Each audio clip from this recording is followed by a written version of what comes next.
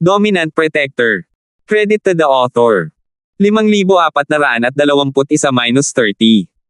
Ang mga pangalan po na nandito ay galing sa mga name generator. Kung meron man pagkakatulad sa mga pangalan ng tao o lugar at pangyayari, ito ay tunay na hindi sinasadya. Hindi nila alam na si Tudor ay naglaan ng malaking pagsisikap sa hindi natitinag na anino dahil lamang sa gusto niyang linangin ang anino na nagpapalitan ng buto. Bagamat ang dalawang pamamaraan ng martial arts na ito ay hindi maituturing na nagmula sa iisang linya, ang kanilang esensya ay magkatulad.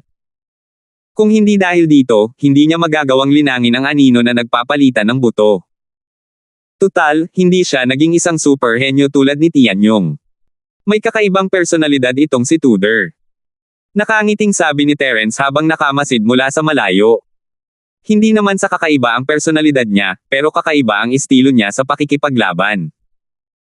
Matapos ang ilang sandali ng pagmamasid, nagkaroon ng pangkalahatang ideya si Terence tungkol sa elemento ng anino ni House Chu. Sa kanyang antas, parang isang tanawin mula sa itaas. Para sa kanya, ang elemento ng anino ang pinakaangkop para sa pagpatay, at bukod doon, ito ay para sa panggigipit at pagpipigil. Kung tungkol naman sa pakikipaglaban ng harapan, hindi ito ang kanyang kalakasan.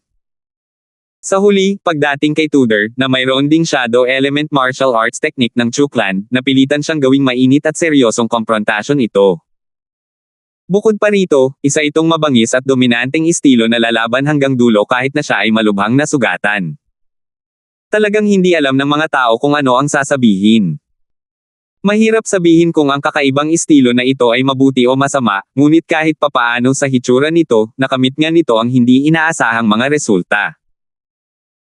Hindi lamang nakayanan ni Tudor ang tama ng palaso mula sa anino, kundi pati na rin ang kanyang kanang balikat, na dapat sana'y malapit ng gumuho dahil sa madugong butas, ay matatag pa rin na parang bundok. Hawak pa niya ang maikling kutsilyo sa kanyang kanang kamay ng matatag, ang dulo ng kutsilyo ay nakatutok ng diretso sa lalamunan ni Oliver. Tiningnan ni Wenxiang ang eksenang ito at napabuntong hininga na lamang. Sa ganitong distansya, nagamit na niya ang Shadow Arrow. Ano pa nga ba ang magagawa niya? Sa sarili niya lang maaasahan ang iba pa ni Oliver. Kahit na nagawa ni Oliver na mapanatili ang kanyang atake gamit ang Shadow Bone Swap, ang Shadow Arrow pa rin ang pinakamalakas na teknik ng Chu clan. Imposibleng hindi ito tuluyang maapektuhan. Sa katunayan, ang atake ni Tudor ay humina ng hindi bababa sa 40%. Bukod pa rito, si Oliver ay handa ng maaga, at walang gaanong pagkakaiba sa lakas sa pagitan nila. Mahirap sabihin kung sino ang may kalamangan. Kahit hindi sa malahin ni Oliver ang pagkakataong ito para patayin si Tudor, kaya pa rin niyang protektahan ang sarili niya. Ang resulta ay muling lampas sa inaasahan ni Wenxiang. Sa ganitong kritikal na sandali, hindi gumalaw si Oliver. Sa totoo lang ay natulala siya. Habang walang magawa, habang pinapanood ang dulo ng espada ni Tudor na papalapit ng papalapit, ang puso ni Wenxiang ay nag-aalab sa pagkabalisa. Kung mamamatay si Oliver dito, wala na siyang ibang magagawa. Mabilis siyang sumigaw, "Bilasan mo ang pagtakbo." Sa wakas ay bigla na lamang natanto ni Oliver. Bilang isa sa mga pinakanatatanging batang disipulo ng angkan ng Chu, mas mahina siya kaysa kay Tudor sa lakas at talento. Kung hindi sana siya napigilan ni Tudor ng ganito katagal, at sa pagkakataong ito, hindi sana siya nagplanong gamitin si Wenxiang para paalisin si Tudor. Nang siya ay banihag ni Tudor kanina lang, ang kanyang psikolohikal na depensa ay talagang nasira. Ngayon, sa harap muli ng marahas na pag-atake ng kabilang panig, siya ay lubos na nataranta at nalilito. Matagal nang magulo ang kanyang isipan, na humantong sa kasalukuyang eksena. Nakadikit na ang dulo ng talam sa kanyang leeg bago pa siya makariyak. Kahit sino pa man iyon, huli na ang lahat. Kahit si Wenxiang, na nasa maagang yugto ng Orescore, ay hindi nang ahas na sabihin kaya pa niyang mabuhay, lalo na si Oliver, na nasa tugatog pa lamang ng huling yugto ng pagtatatag ng foundation. Walang magawang pinanood ni Tudor ang dulo ng kanyang sable habang unti-unting bumabaon sa lalamunan ng kanyang kalaban. Sa wakas ay nakahinga na siya ng maluwag. Nagtagumpay siya. Pada. Umalangaw-ngaw ang malutong na tunog ng nababasag na mga tile. Naramdaman ni Tudor na nanlabo ang kanyang paningin, at ang taong nasa harap niya ay ibang tao. Si Oliver, na dapat sana'y may talam na nakadikit sa kanyang leeg, ay biglang naging Wenxiang. Nagulat ang lahat sa eksenang ito, kasama na si Wenxiang mismo. Nag-react lamang siya matapos masugitan ang kanyang lalamunan ng talam. Biglang umatras ang kanyang buong katawan, at isang malalim na sugat ang lumitaw sa kanyang lalamunan. Walang tigil na bumulwak ang dugo, at sa isang kisap mata, siya ay naging kalahating duguan. Natulala si Tudor at tumingin kay Wenxiang, hindi makapagsalita ng matagal. Malinaw na 100 talampakan ang layo ni Wenxiang ngayon lang. Paano siya biglang sumulpot sa harap niya at pumalit pa sa pwesto ni Oliver? Ano ba to? Muling lumitaw si Oliver kung saan naroon si Wenxiang. Maliban sa mababaw na sugat sa kanyang leeg, walang senyales ng malubhang pinsala. Anino? Anino? Anino? Earn. Tinakpin ni Wenxiang ang kanyang sugat at sinubukang pigilan ang pagdurugo habang nakatitig sa kalahati ng berdeng tile sa kamay ni Oliver.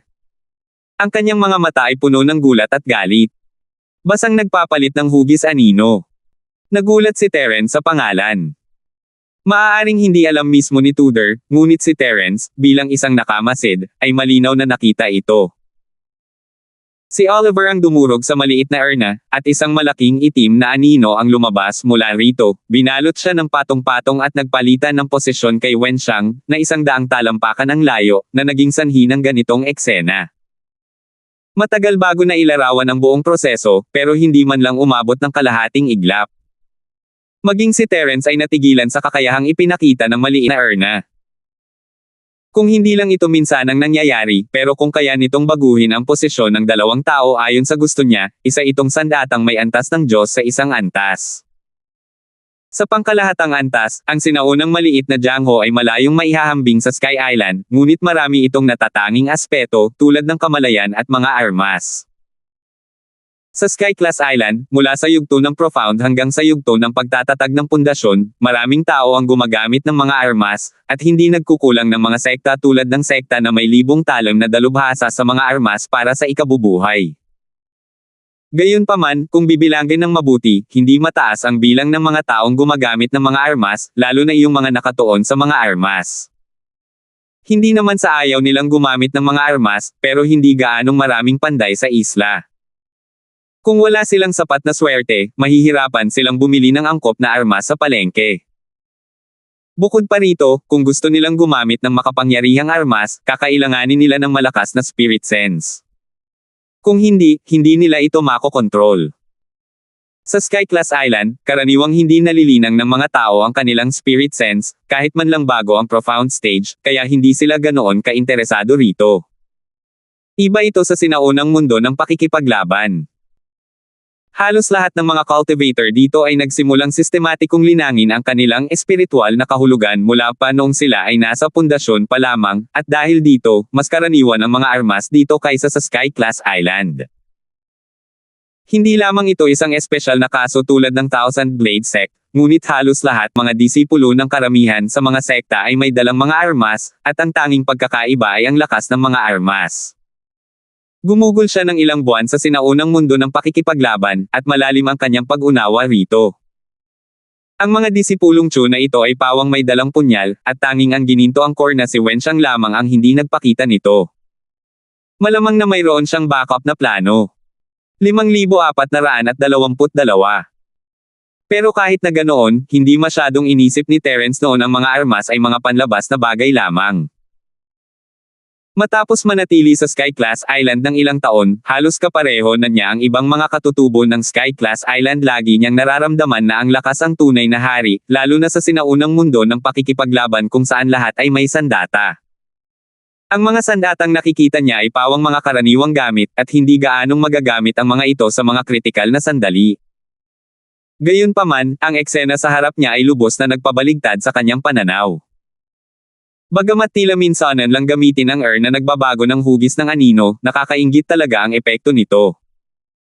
Kapag nagamit ng maayos, malaki ang maitutulong nito sa pag-atake at depensa, at kaya pa nga nitong baguhin ang buong sitwasyon ng labanan sa isang kritikal na sandali.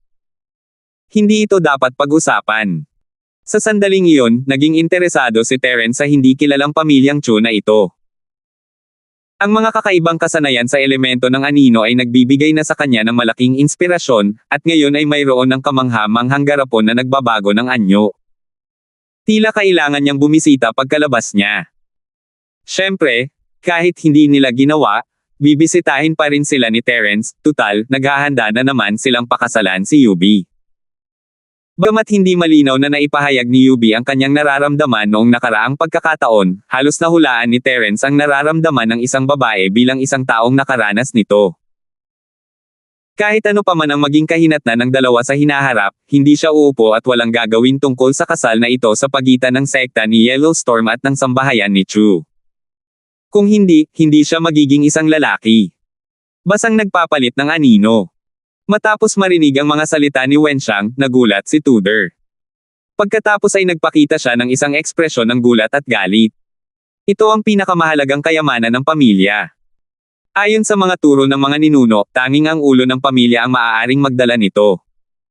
Bakit mo ito dala? Sa maliit na Jiangho noong sinaunang panahon, bawat mataas na antas na sekta at angkan ay may kanya-kanyang natatanging katangian at kayamanan. Kahit ang isang maliit na angkan tulad ng angkan ng Chu, na hindi itinuturing na isang primera klaseng angkan, ay hindi naiiba. Ang garapon na nagbabago ng hugis ng anino ay kayamanan ng pamilya ng angkan ng Chu.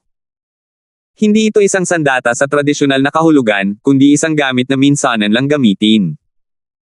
Gayunpaman, hindi nito maaapektuhan ang katayuan nito bilang isang kayamanan ng pamilya. Kahit na mayroon ang pamilyang Chu ng paraan ng pagpapanday, dahil sa malupit na mga kondisyon, ang bilang ng mga sandata ay palaging napakaliit. Upang maiwasan ang anumang aksidente, karaniwang tinatakpan ang mga ito sa silong, at tanging ang ulo ng pamilya lamang ang maaaring gumamit ng mga ito.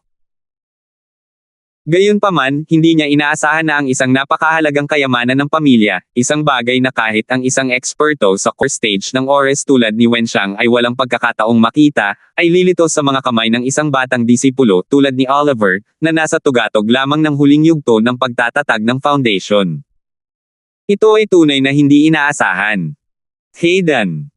Nakakagulat pa rin ang kasalukuyang kalagayan ni Wenxiang. Nasugatan ng kutsilyo ni Oliver ang kanyang carotid artery. Kung hindi, hindi sana siya masyadong dumudugo. Gayunpaman, ang kanyang lakas sa sinaunang Gold Core realm ay hindi para sa palabas. Nagawa niyang patatagin ang isang malubhang pinsala na maaaring pumatay sa isang ordinaryong tao. Bagamat nakakatakot ang kanyang anyo, hindi siya mamamatay ng ganoon kabilis. Agad na naunawaan ni Tudor ang nangyayari nang marinig niya ang pangalan. Si Hayden Chu ay walang iba kundi ang ama ni Oliver, ang pinakamataas na tao na namamahala sa pananalapi ng buong angkan ng Chu. 2 tao lamang sa buong angkan ng Chu ang may pagkakataong makapasok sa silong. Ang isa ay ang kasalukuyang pinuno ng angkan, nakakaakyat pa lamang sa bagong antas ng Soul Stage, at ang isa pa ay si Hayden.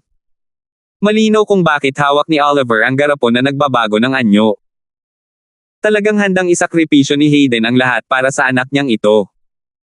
Tio Wenxiang, gaya ng nakikita mo, napilitan akong iligtas ang buhay ko ngayon lang. Ngayon, ang lalaking ito ay parang palaso na nasa dulo ng lipad nito, bakit hindi mo siya agad patayin? Huwag kang mag-alala, hindi ko malilimutan ang 1,000 espiritual na jade na ipinangako sa iyo ng aking ama. Isa pa, ayaw ko na ng mga espiritual na bunga. Sa iyo na ang lahat ng iyon. Mabilis na sinubukan ni Oliver na iligtas ang sitwasyon. Ngayon lang, muntik nang mapahamak si Wenxiang, lalo na sa halimbawa ng pagganti ng kabaitan ng kawalan ng utang na loob at pagsasaksak kay Arvin hanggang sa mamatay. Kung hindi niya ito agad aayusin, maaaring bumaliktad si Wenxiang at atakihin siya, at iyon na ang magiging katapusan. Nang marinig ito, biglang bumilis ang tibok ng puso ni Tudor. Malapit nang mawala ang epekto ng pagpapalit ng mga buto gamit ang anino. Sa oras na iyon, ang kanyang kanang braso ay magiging isang ganap na pasanin. Hindi na siya makakalaban pa. Kung patuloy siyang aatakehin ni Wenxiang ng malakas, wala siyang matatakasan. Kailangang sabihin na kahit hindi karapat-dapat banggitin ang pagganap ni Oliver sa ibang aspeto, ang kanyang mga salita ay nasabi sa tamang panahon. Tunay nga, si Wenxiang, na galit na dahil sa kahihiyan, ay nagbago ang ekspresyon ng mukha. Isang dinidiyos na prutas ng kaluluwa at 1,000 spirit jade, imposibleng labanan niya ang ganitong tukso. Kung tungkol naman sa utang na loob na mapilitan sa isang madugong gulo gamit ang shadow swap technique, maaari siyang maghintay hanggang sa ibang araw. Tiyo Wenxiang, personal mo nang naranasan ang ugali ng lalaking ito. Gusto mo pa rin bang patuloy na tulungan ang manggagawa ng kasamaan? Kahit natulungan mo talaga siyang patayin ako, may 80 hanggang 70% na posibilidad na kagatin kanya pabalik. Pinapayuhan kitang mag-isip ng mabuti bago ka magsalita. Tanging ang magagawa lang ni Tudor ay hikayatin siya. Walang paraan para manalo siya kung aatake siya sa kasalukuyang niyang kalagayan. Puso lang ang kaya niyang atakihin. Nag-aalangan pa rin si Wenxiang. Si Oliver, na 100 talampakan ang layo, ay mabilis na sumunod at sumigaw, huwag mong pakinggan ang kanyang kalokohan. Makinig ka sa akin. Hanggat papatayin mo siya, ang espiritual na prutas at ang 1,000 espiritual na jade ay magiging iyo lahat.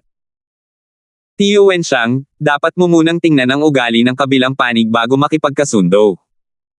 Kung hindi, kung ang kabilang panig ay tumalikod sa iyo, ikaw ang magiging dahado. At huwag mong kalimutan, personal mong naranasan ang kanyang nagbabagong anyo na earn. Patuloy na panghihikayat ni Tudor. Hindi masyadong pinag-isipan ni Wenxiang iyon dati, pero nang marinig niya ang huling pangungusap, biglang gumalaw ang puso niya. Ang pagkakaroon ni Oliver ng garapon na nagpapalit ng anyo ay isang mabigat na krimen, at dahil siya ay naging saksi, tiyak na susubukan siyang patayin ni Hayden at Oliver pagkatapos. Wala nang ibang pagpipilian. Kahit na makuha niya ang espiritual na prutas at ang 1,000 espiritual na jade, kamatayan lamang ang magiging hatol nito. Nang makita ang pagbabago ng ekspresyon ni Wenxiang, tumalikod si Oliver at tumakbo ng walang imak. Tama ang hula ni Wenxiang. Dahil napilitan siyang gamitin ang garapon na nagpapalit ng hugis anino, lahat ng saksing naruroon ay dapat patayin. Dapat mamatay si Tudor, at gayon din si Wenxiang. Hindi niya mapabulaanan ang puntong ito. Ang pinakamahusay na plano ay ang tumakas. Mabilis na tumatakas si Oliver, naiwan sina Wenxiang at Tudor sa alikabok. Karaniwan, kahit sino sa kanila ay madaling makakahabol kay Oliver, ngunit ngayong pareho na silang malubhang nasugatan, paano pa nila ito magagawa? Bueno, ngayon ikaw at ako ay naging tinak sa mga mata ng mag-amang ito. Mapait na ngumiti si Wenxiang. Matapos masaktan si Hayden, isang makapangyarihang tao sa tuktok ng pamilya Chu, hindi magiging maganda ang kanyang kinabukasan. Basta't iulat natin ito kay Lolo Master, tingnan natin kung paano nila ipapaliwanag ang kanilang mga sarili. Malamig na sanggal ni Tudor. Sa pagtakas ni Oliver, siya at si Wenxiang ay mayroon ng iisang kaaway. Kahit papaano, hindi na sila kasing aaway ng dati. 5,423. Sumulyap si Wenxiang sa kanya at sinabing may mapait na ngiti, masyado kang tapat. Hanggat hindi tayo agad mahuhuli ng padre de pamilya, hindi maaaring pabagsakin si Hayden. Sigurado akong magiging mga daga tayo pagbalik natin sa Nakajima. Tiyak na ipapataw nila sa atin ang krimen ng pagnanakaw ng Erna na nagbabago ng anyo. Magpapadala pa nga si Hayden ng mga tagapagpatupad ng batas para patayin tayo. Naniniwala ka ba? Ito. Nawala ng masabi si Tudor. Hindi niya naisip ito. Gayunpaman, dahil sa kasuklam-suklam na pag-uugali ni Hayden at Oliver, natural lamang na baluktutin nila ang katotohanan. Sa panahong iyon, hindi lamang niya sila maaakusahan, kundi magiging isang malaking problema rin para sa kanya ang pagprotekta sa kanyang sarili. Mabuti na lang at ang Erna na nagbabago ng hugis anino ay nakakandado sa silong. Karaniwan, tanging ang amo at si Hayden lamang ang nakakaintindi nito. Kahit anong pilit nilang baluktutin ang katotohanan, isa pa rin itong butas na hindi nila malusutan. Bukod pa rito, siya ang namamahala sa pananalapi ng pamilya sa loob ng napakaraming taon, at gumagawa siya ng lahat ng uri ng maruming bagay ng pribado. Halos napansin na ito ng amo, ngunit nagbubulag-bulagan siya alang-alang sa kanilang relasyon bilang mag-ama. Tianlu, ikaw rin ay direktang apo ng amo. Kung pag-uusapan ang kaugnayan sa dugo, hindi kami mas mababa sa mag-ama, kaya maaaring may kapangyarihan kaming lumaban. Pagsusuri ni Wenxiang. Oo, iyon lang ang paraan. Tumanggaw si Tudor. Habang nagsasalita, bigla niyang inilabas ang espiritual na prutas at tumingin kay Wenxiang, at sinabing, ano ang dapat nating gawin tungkol dito?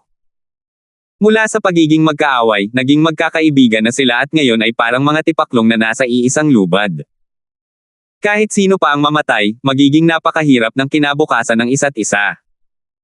Sa pamamagitan lamang ng pagsasama-sama ng puwersa nila malalabanan ang isang maliit na pagkakataon. Sa oras na ito, medyo hindi makatwira na sakupin ang banal na bunga ng pandama. Bagamat hindi masyadong matalino si Tudor, nasa isip pa rin niya ang malawak na larawang ito. Tiningnan ni Wenxiang ang espiritual na prutas at dinilaan ang kanyang mga labi. Natukso siyang lubos, at kahit hindi niya namamalayang may gusto siyang patayin at agawin ang kayamanan. Gayunpaman, sa huli, nanag ang kanyang pagkamakatuwiran, at nagkatitigan sila ng ilang sandali. Ang espiritual na prutas na ito ay isang bagay na hinahangad ni Wenxiang kahit sa kanyang mga panaginip. Gayunpaman, napakahalaga rin ito kay Tudor. Nasa perpektong pundasyon na siya ngayon. Kapag naubos na niya ang espiritual na prutas, magagawa niyang malampasan ang hadlang at sumulong sa gininto ang core realm. Hindi nararapat para sa sino man na kunin ang lahat para sa kanilang sarili, ngunit kung hahatiin nila ito ng pantay, ang halaga ng espiritual na prutas na ito ay lubos na mababawasan, at walang sino man ang matutupad na kahilingan, kaya ano ang magagawa nila? Natahimik silang dalawa. Maya-maya, biglang nagsalita si Tudor, bakit hindi muna tayo lumabas at mag-isip ng masangkop na paraan? Napakadelikado ng lugar na ito, hindi tayo maaaring magtagal dito. Napakadelikado. Natigilan si Wenxiang nang marinig niya ito. Walang tao sa paligid, at walang bakas ng mga espiritong halimaw.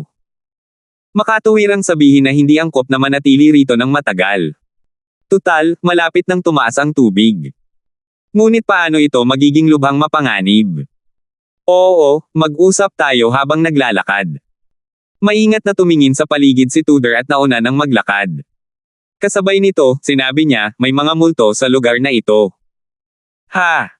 Sumunod si Wenxiang sa likuran niya, ang mga mata ay puno ng paghihinala. Hindi naman pwedeng magsinungaling sa akin ang batang ito para lang makuha ang espiritual na bunga, di ba? Hindi kita tinatakot. Tiyo Wenxiang, pag-isipan mong mabuti. Bakit ako tumalon sa dagat ng kusa? Bakit ko nalaman na naroon ang espiritual na prutas? Hindi mo ba iniisip na kakaiba iyon? Mapait na sabi ni Tudor nang may mapait na ngiti. Talagang kakaiba ito. Tumango si Wenxiang at naghihinalang sinabi, ibig mong sabihin, may nasa likod nito. Hindi ito multo, kundi isang tunay na multo. Biglang may lumitaw na boses sa isip ko at hindi ko sinasadyang nagpatalon sa akin sa dagat. Natagpuan ko ang espiritual na bunga dahil sa boses na ito. Hindi ko alam kung sino ito o kung ano ang gusto nitong gawin, pero sinasabi sa akin ng aking likas na ugali na mas mabuting umalis muna ako. Binilisan ni Tudor ang kanyang lakad habang nagsasalita. Ah, talaga. Kaya naman kayong mga tao ay laging gumaganti ng kabaitan ng walang utang na loob, tama ba? Malinaw na boses iyon ni Wenxiang sa likuran niya, ngunit ang tono at tono ng kanyang boses ay ikinagulat ni Tudor. Hindi niya namamalayang natigilan siya at nakaramdam ng pananakit ng balahibo sa buong katawan niya. Tiyo Wenxiang, ikaw. Mabilis na lumingon si Tudor. Si Wenxiang ay si Wenxiang pa rin, ngunit ang kanyang tono at tono ay malinaw na kapareho ng boses na lumitaw sa kanyang isipan. Natigilan din si Wenxiang sa kanyang paglalakad. Isang kakaibang ngiti ang sumilay sa kanyang mukha na nagpanginig sa mga tao. Mapangot siyang sabi niya, anak, ako ang multo na tinutukoy mo. Natatakot ka ba? Ah! Labis na nagulat si Tudor at dali-daling umatras ng ilang hakbang. Itinuro niya ang kalaban at nauutal na sinabi, ikaw. Ikaw. Sino ka? Bawat kawalan ng katarungan ay may kagagawan, at bawat utang ay may utang. Hindi kita kailanman ginalit.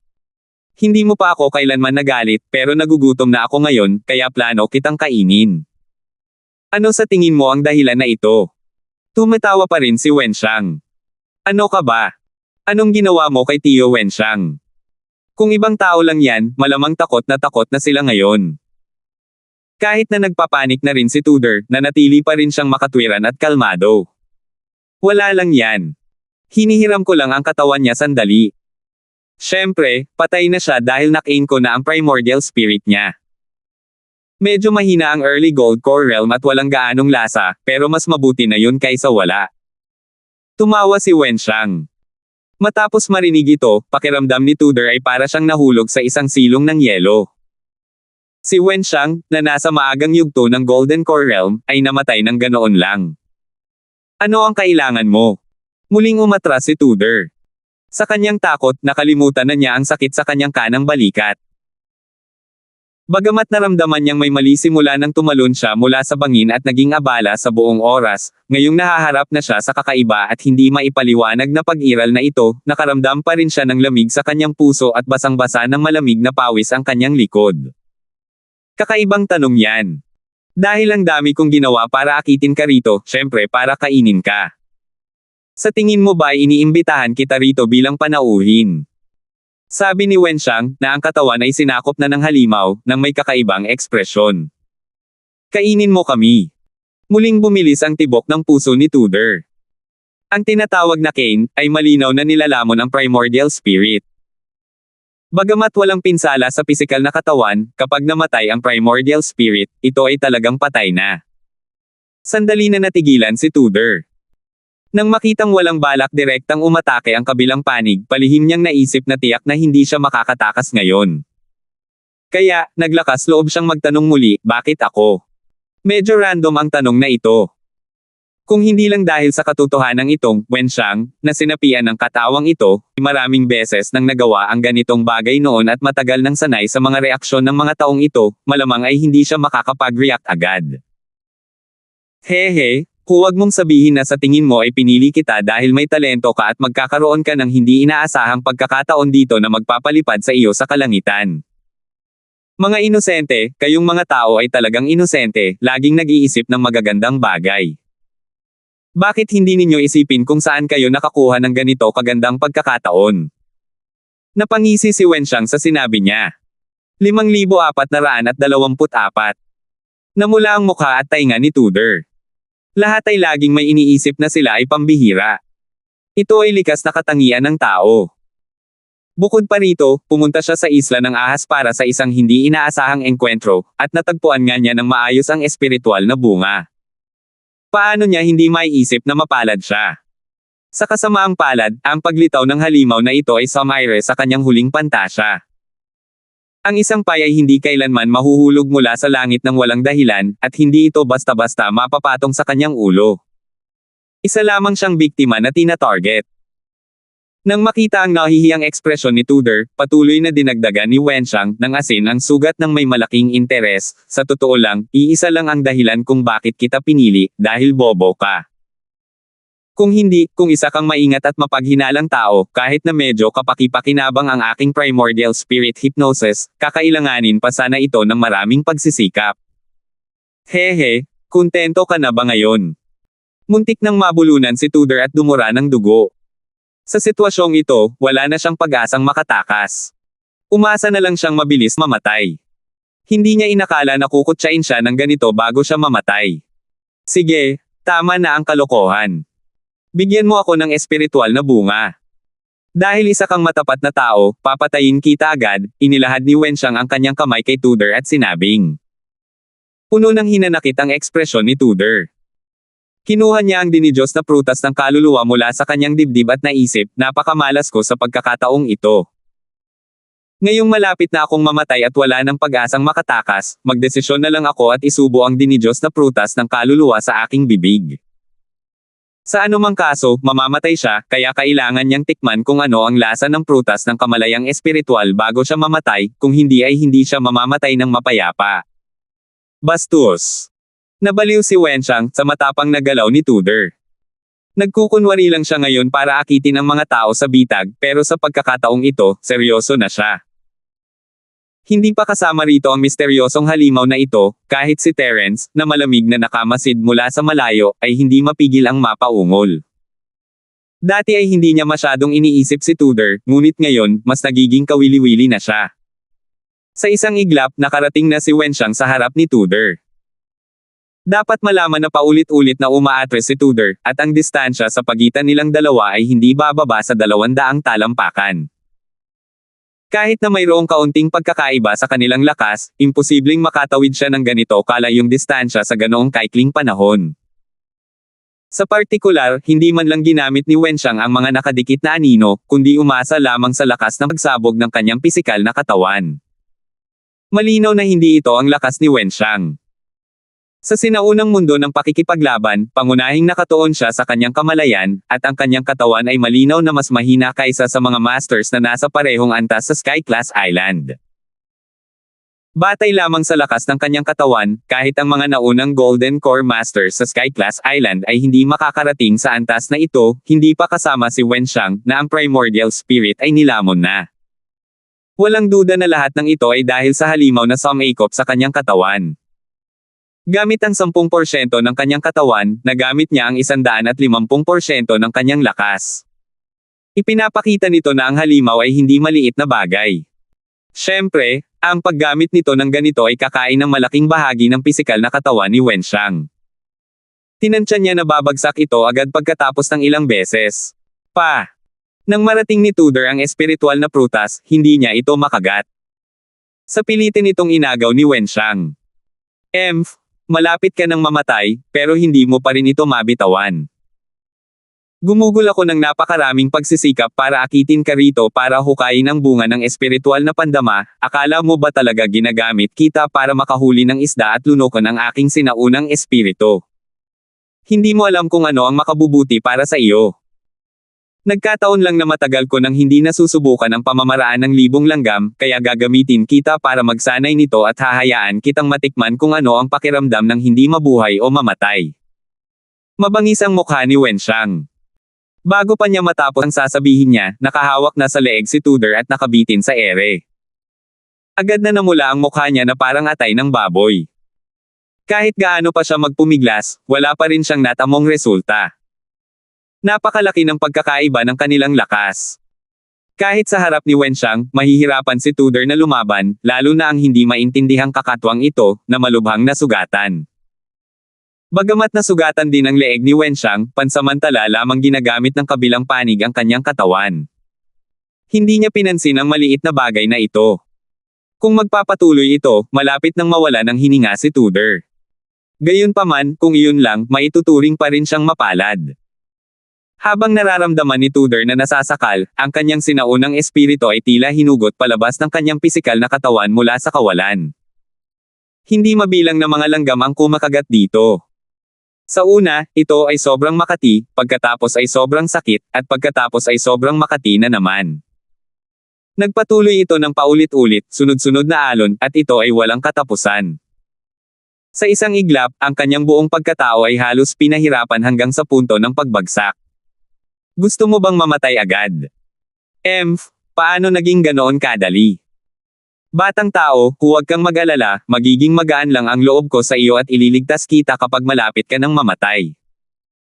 Bihira akong gumamit ng Thousand Ant Technique, kaya hindi ba magiging nakakasawa kung hindi kita pahihirapan ng 1.5 taon?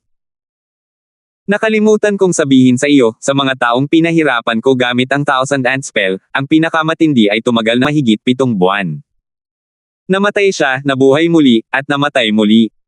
Natigil lang ako nang gumuho ang kanyang primordial spirit hanggang sa puntong wala nang natira. Iniisip ko kung gaano katagal ka kaya. Tila sinapian ng demonyo si Wenxiang sa sandaling ito. Ganun pa rin ang kanyang mukha, ngunit ang kanyang ekspresyon at mga mata ay malinaw na hindi nasa kategorya ng tao. Pinahirapan si Tudor hanggang sa puntong hindi na siya makapagsalita. Napailing na lang siya nang may pagkadismaya. Ngayon, tunay niyang naranasan kung ano ang pakiramdam ng hindi mabuhay o mamatay. Patuloy siyang pinahihirapan ni Wenxiang habang nakatingin sa espiritual na prutas sa kabilang kamay niya. Dinilaan niya ang kanyang dila at ngumisi, may sasabihin ako sa iyo, ito ang ika-35 prutas ng espiritu na nakuha ko. Hehe, kayong lahat ay narito para sa mga espiritual na prutas, ngunit hindi ninyo alam na ang gayong kayamanan ay hindi isang bagay na maaari ninyong hawakan. Ang pag-asa ko na mapalago muli ang aking katawan ay nakasalalay dito, at gusto ninyo akong kalabanan. Ang ika-35. Nasaan ang iba pang 34? Isang boses ang biglang nagmula sa itaas niya, at kasabay nito, may dala itong nakakapangilabot na sipon. Si Wenxiang, na may mapangutyang ekspresyon sa kanyang mukha, ay nagulat. Nablangko ang isip ni Tudor dahil sa pagpapahirap ng spell ng libong langgam. Siyempre, hindi siya ang nagsabi noon. Isa na namang binata ang biglang lumitaw sa kalangitan. Walang iba kundi si Woking, na humiwalay kay Terence kanina. Hindi maliit ang kuwebang ito sa ilalim ng lupa, pero hindi rin naman ganoon kalaki. Kalahating araw na nanatili rito si Terence at pinanood ang palabas ng may malaking interes, at sapat na iyon para makaikot si Wooking. Dahil dito, kararating lang niya sa lugar na ito nang makita niya ang dinidiyos na prutas ng kaluluwa sa kamay ni Wenxiang. Nagkataon lang na sinabi ng lalaking ito na ang kanyang ika-35. Dahil sa personalidad ni Wooking, agad siyang kikilos. Kung tungkol naman sa sanhi at bunga, bakit niya masyadong pinapahalagahan? Malinaw ang target. Papunta na si Wooking para sa juice ang soul fruit. Bago pa niya matapos ang kanyang mga salita, sumibad na siya pababa mula sa isang mataas na lugar. 4 na transparent na ice spear ang nabuo agad, mahigpit na kumapit sa mga mingmen ni Wenxiang at may puwang para sa pag-atres. Si Wooking mismo ay diretsong papunta sa juice ang soul fruit, determinadong makuha ito. 5,425. Agad na nakaramdam ng matinding pressure si Wenxiang. Walang-wala sa kanya ang mga Golden Core Stage expert. Sa kanyang paningin, para lamang silang pagkaing inihahatid sa kanyang pintuan. Gayunpaman, si Wooking ay isang tunay na eksperto sa tugatog ng maagang yugto ng bagong soul stage. Sapat na ang kanyang lakas para maliitin ang mga nasa parehong antas. Saan man siya lumitaw sa maliit na Jiangho noong sinaunang panahon, tiyak na hindi siya dapat maliitin. Ang 4 na ice spear ay inilunsad mula sa mataas na lugar. Kung ito ang orihinal na Wenxiang, mamamatay na sana siya kahit na mayroon pa siyang 100 buhay. Ang pagkakaiba sa pagitan ng isang early Gold Core Realm Cultivator at isang peak early Nascent Soul Realm Cultivator, lalo na ang isang super genius tulad ni Wooking, ay sapat na upang durugan ang lahat. Sa huli, hindi natama ng 4 na ice spear ang Wenxiang, kung tutuusin. Paano magiging ordinaryo ang isang nilalang na kayang lumunin ang isang ginintoang primordial spirit sa core stage? Napuno ng gulat ang mga mata ni Wooking. Kada rating lang niya rito, kaya hindi niya alam ang nangyari, ni ang pinagmulan ng kanyang kalaban. Umasa lamang siya sa kanyang intuition upang sabihin na ang kanyang kalaban ay hindi simple, ngunit hindi niya inaasahan na magiging ganito ito kakomplikado. Hindi lamang niya naiwasan ang 4 na sibat na yelo na maaaring kumitil sa kanyang buhay, kundi binaligtad pa niya ang sitwasyon at umatake, sinamantala ang pagkakataong makalapit sa kanya. Mga nakadikit na hakbang. Tutal, galing siya sa sekta ng gitnang isla. Agad na nakilala ni Wooking ang galaw na ginagamit ng kalaban. Ito talaga ang mga nakadikit na hakbang na anino ng angkan ng Chu. Kailan pa nagkaroon ng ganitong eksperto ang angkan ng Chu? Maaari kayang isa siyang bagong cultivator sa soul stage ng pamilyang Chu. Nagulat na lamang si Wooking. Si Tudor, na aksidenteng nailigtas dahil sa kanya, ay labis na nagulat nang makita ang eksena sa harap niya. Sinakop lamang ng lalaking ito ang pisikal na katawan ni Wenxiang. Paano niya magagamit ang mga nakadikit na anino? Maaari kayang gamitin niya ang mga teknik sa martial arts ni Wenxiang matapos lamunin ang kanyang primordial spirit. Higit sa lahat, paano niya nagagawang gumamit ng mga hakbang na parang nakadikit ng ganito? Bilang isang disipulo ng angkan ng Chu, ang pagkaunawa ni Tudor sa mga nakadikit na hakbang ng anino ay walang duda. Bagamat ang pamamaraan ng paggalaw na ito na uri ng anino ay itinuturing na kakaiba sa mga epekto nito, hindi pa rin ito itinuturing na isang primera klaseng pamamaraan. Tutal, napakaraming mga paghihigpit. Kahit na matugunan ang mga kinakailangan sa anino, mayroon pa ring tiyak na oras para makaipon ng lakas. Mahirap garantyahan ang mga epekto nito sa aktwal na labanan. Gayunpaman, ang galaw ni Wenxiang ngayon ay lubos na nagpabaligtad sa kanyang pag-unawa. Hindi natugunan ng anino ang mga kinakailangan, at walang senyales ng pag-iipon ng kapangyarihan. Sa tamang oras, dumaikit ito sa kanya na parang multo. Ito pa rin ba ang mga hakbang ng anino na dumidikit? Kailangang mamatay ang isa kapag inihahambing ang sarili sa iba, at kailangan ding itapon ang sarili niyang mga ari-arian kapag inihahambing ang sarili sa iba. Ito ang mga yapot ng anino ng angkan ng Chu, at ang pisikal na katawan ni Wenxiang, ngunit nakakagulat ito kapag ginamit ng iba. Sandali na natigilan si Tudor, at napanood lamang niya ang laban ni Wooking at Wenxiang sa harap niya. Hindi siya nagkusa na umatras. Nagkaroon ba talaga siya ng epiphany? Hindi mapigilan ni Terence ang matawa sa eksenang ito mula sa malayo. Nakatakas lang si Tudor sa kamatayan, at ngayon ay nakapasok na siya sa estado ng kaliwanagan na pinapangarap ng napakaraming practitioner. Isa ba itong uri ng kapalaran para sa mga Hangal? Akmang kikilos na sana si Terence, pero dahil nakialam na si Woking, hindi na niya kailangang magpakita agad.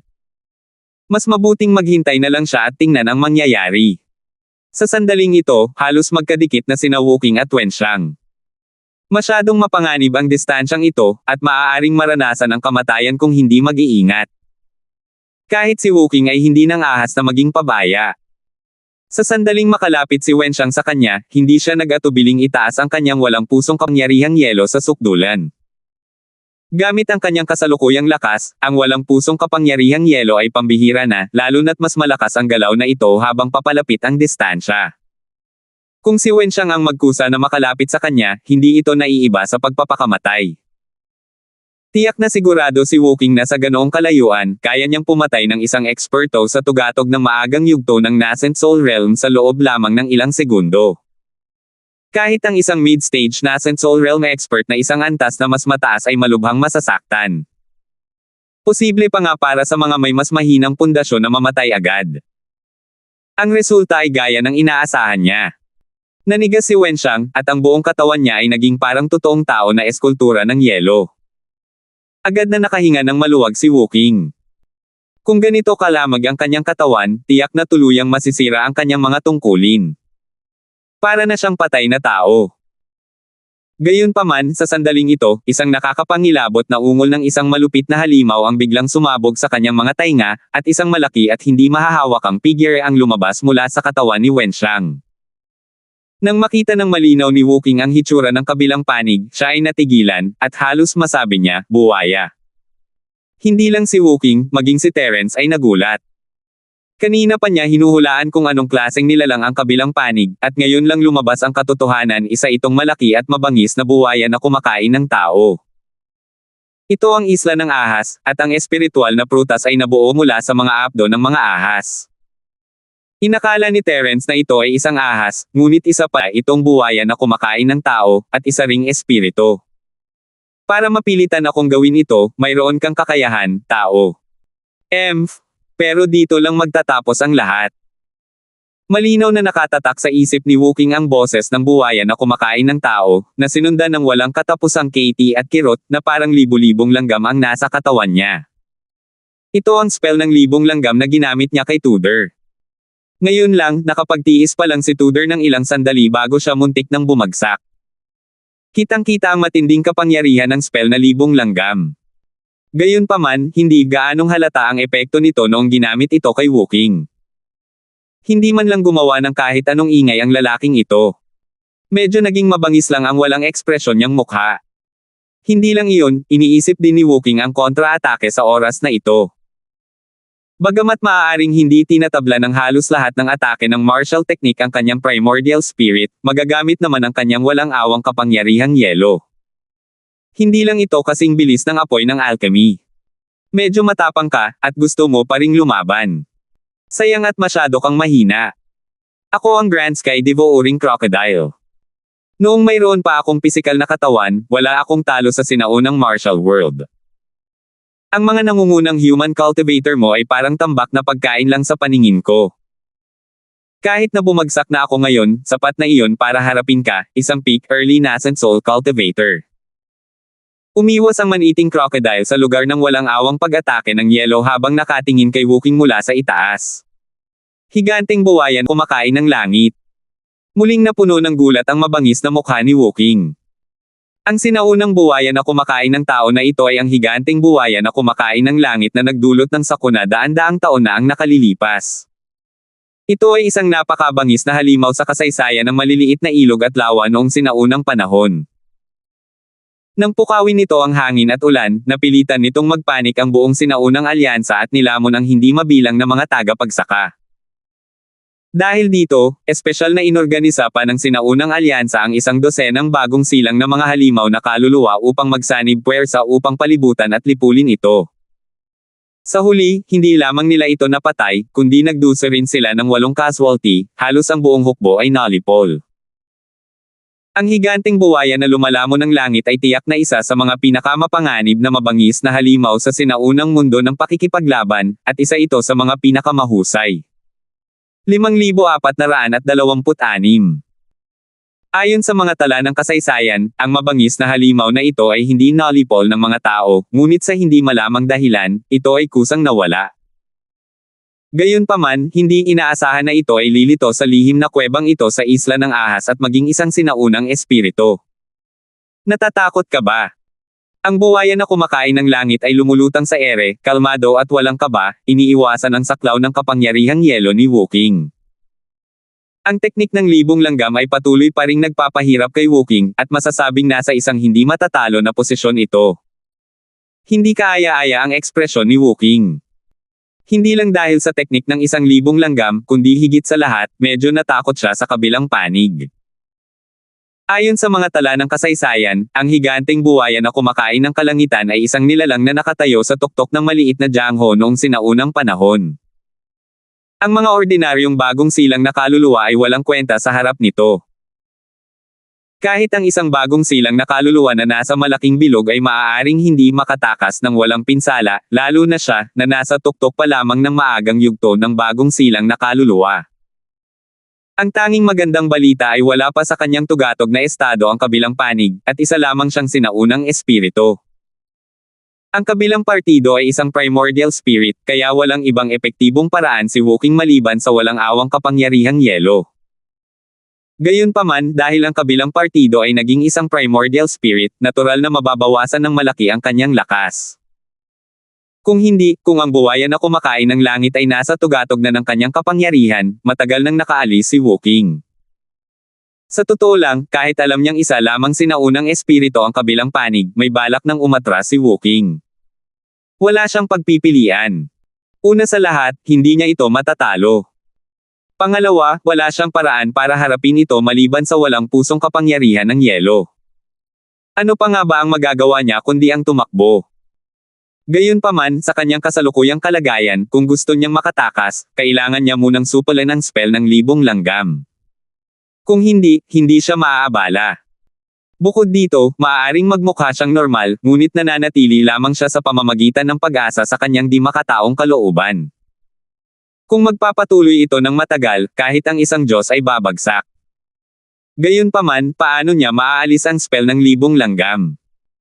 Gusto ko sanang itanong, bakit ang higanteng buwaya na kumakain ng langit na naging sanhi ng pagbabago ng ekspresyon ng lahat, ay lilito sa hindi kilalang liblib na lugar na ito?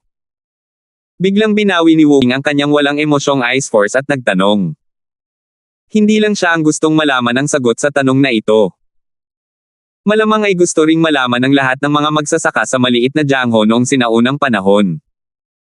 Kung patuloy na nagdulot ng kaguluhan ang higanteng buwaya na lumalamon ng kalangitan, maaaring nabago ang kasaysayan ng buong maliit na Jiangho noong sinaunang panahon. Maging ang kaligtasan ng kasalukuyang alyansa noong sinaunang panahon ay isang malaking tanong. Hehe, tao, isa ka talagang anomalya. Ang ilusyonadong mukha ng buwaya na kumakain ng langit ay unang nagpakita ng kakaibang ekspresyon. Hindi mabilang gamit ang mga kamay at paa ang bilang ng mga bagong silang na halimaw na namatay sa bibig nito. Gayunpaman, matapos tamaan ng libong teknik ng langgam nito, nagawa pa ring manatiling kalmado ni Wukong at mahinahong sinagot ang mga tanong nito. Siya nga ang unang taong nakita nito.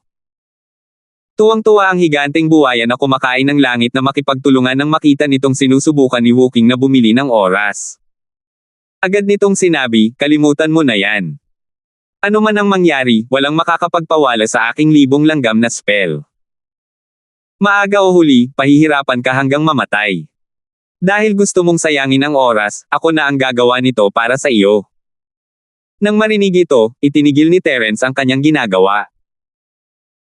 Tutulungan na sana niya si Wukong nang makita niyang nasa alanganin ito, ngunit dahil kaya naman itong tiisin, interesado siyang marinig ang tungkol sa nakaraan ng higanteng buwaya na kumakain ng langit. Ang isla ng ahas na ito ay buo ng ninuno ng mga ahas libu-libong taon na ang nakalilipas. Hindi ko sinasadyang natuklasan ang lugar na ito daan-daang taon na ang nakalilipas, ngunit hindi ko inaasahan na makikita ko ang inapo nito. Nagkataon lang nakakapangitlog lang ng ahas, kaya't nilamon ko ng walang seremonya ang lahat ng mga itlog nito. Sa huli, gusto nitong labanan ako hanggang kamatayan. Sayang at hindi ko namalaya na isa itong mutant. Nilamon ako nito sa isang kagat. Bamantong hininga ang higanteng buwaya na kumakain ng langit habang pinag-uusapan ito. At ang resulta? Mahinahong tanong ni Woking. Sa huli, napuno ito hanggang sa mamatay. Gayunpaman, hindi rin naman ako naging mas maayos. Tinunaw nito ang aking pisikal na katawan at naging ganito ako. Hindi lang iyon, kundi ang mga itlog ng ahas na nilunok ko ay naging aking mga anteng-anteng sa kamatayan. Bawat isa sa kanila ay matigas ang ulo sa aking sinaunang espiritu at maaari lamang matuno ng espiritual na prutas. Detalyadong paliwanag ng buwaya na lumalamon ng kalangitan. Kasabay nito, sinusuri pa rin ng higanteng buwaya na kumakain ng langit si Woking, ang mga mata nito ay nagniningning sa nakakatakot na liwanag. Bagamat hindi naman talaga mahina ang lakas ni Woking, wala siyang magagawa sa harap nito. Mula simula hanggang katapusan, nasa posisyon nito ng kawalan ng kayang talunin. Kung hindi, wala sana itong ganang mag-aksaya ng hininga. Tama, sinasamantala nito ang sitwasyon para bumili ng oras. Lubos ang tiwala nito sa kanyang spell na libong langgam. Kaya, hanggat patuloy nitong ginagawa ito, si Woking ay pahihirapan hanggang mamatay sa kalaunan. Hindi na nito kailangang sayangin ang lakas nito para umatake muli. Pero ngayon, may bagong ideya ang higanteng buwaya na mananakmal ng langit. Gusto nitong sakupin ang bangkay. Matapos lamunin ang sinaunang espiritu ni Wenxiang, sinamantala nito ang pagkakataong sakupin ang katawan ni Wenxiang. Ito ay talagang pag-aari, ngunit hindi nito ito masyadong sineryoso at hindi talaga kontrolado ang bawat pulgada ng kanyang katawan. Halos hindi ito maituturing na isang hindi kumpletong bersyon ng pag-aari. Tutal, ito ay katawan lamang ng isang sinaunang eksperto sa gininto angkor. Sa paningin nito, hindi ito naiiba sa basura. Maaari lamang nitong gamitin ang basura, kaya bakit pa ito mag-aalala? Gayunpaman, naiiba si Woking. Hindi madaling makahanap ng isang taong nasa tugatog ng maagang yugto ng bagong Soul Realm sa Snake Island, hindi pa kasama rito ang pagtuklas na ang taong ito ay lubos na may talento. Kung kaya nitong sakupin ng seryoso ang kanyang katawan, kahit hindi nito mailabas ang 30 hanggang 40% ng orihinal nitong kapangyarihan, maaari pa rin itong maging walang kapantay sa maliit na Jiangho noong sinaunang panahon. Sa ganitong piraso ng hindi pa nakikinang na jade sa harap niya, paanong hindi magagalaw ang higanteng buwaya na kumakain ng langit? Siyempre, kahit pareho silang sinapian, ang pagkakaroon ng isang early gold core expert at ang pagkakaroon ng isang expert na nasa tugatog ng early nascent soul stage ay dalawang magkaibang bagay. Kahit ang higanteng buwaya na kumakain ng langit ay kailangang maging matyaga upang ganap na mapalitan si Woking. Ang itlog ng ahas ay isang anteng-anteng na nagpapabilis ng kamatayan. Hindi gaanong nagbago ang ekspresyon ni Woking, ngunit isang manipis na patong ng pawis ang lumitaw sa kanyang noo. Ang spell ng 1,000 langgam ay hindi maliit na bagay, at kahit gaano niya ito piliting pigilan, unti-unti itong nagpapakita ng mga palatandaan ng pagbagsak. Bawat itlog ng Supreme Snake na malunok ko ay mag-iiwan ng matigas ang ulo at hindi natutunaw na tumor sa aking primordial spirit. Ang pinakamahirap na bagay ay ang likas na talento ng Supreme Snake Tribe ay pareho sa akin. Ipinanganak silang may kakayahang lumunin ang lahat, kasama na ang aking primordial spirit. Ako lang, ang higanteng buwaya na lumalamon sa langit, ang makakapidyo sa kanila. Kung ito ay isang ordinaryong primordial spirit, matagal na sana itong nilamon nila. Ang higanteng buwaya na lumalamon sa langit ay tumigil ng may takot at sinabing, maaari ko na ring sabihin sa iyo, ang inspirasyon para sa 1,000 langgam na spell ay mula sa kanila. Gayunpaman, ang pagpapahirap na ito ay walang kabuluhan kung ikukumpara sa kanila. Hindi na ito sulit banggitin pa. 5,427. Kahit sinabi niya ang lahat ng ito para bumili ng oras, gulat pa rin si Woking. Hindi niya maiwasang magtanong, ano ang kinalaman nito sa prutas ng kamalayang espiritual. Ang malignant na tumor ay nagmumula sa itlog ng kataas-taasang ahas. Ang espiritual na prutas ay nagmumula rin sa itlog ng kataas-taasang ahas. Sinubukan ko ng ilang daang taon bago ko nalaman na kayang gamutin ng espiritual na prutas ang mga malignant na tumor na ito. Sa kasamaang palad, ang espiritual na prutas ay talagang bihira. Kung malas ako, hindi ako makakakuha nito sa loob ng ilang dekada. Diyos ko lang ang nakakaalam kung ilang taon na ako rito, at ito pa lang ang ika-35. Muling tumulo ang mapait na luha ng higanteng buwaya na lumalamon ng langit ng pag-usapan ito. Kung alam lang nito na mangyayari ito, hindi sana ito nakarating sa sirang lugar na ito kahit na ito ay mapatay. Kung hindi, baka sila na ang naging pinuno ng maliit at sinaunang Jiangho. Paano sila napunta sa ganitong kakilakilabot na kalagayan ngayon?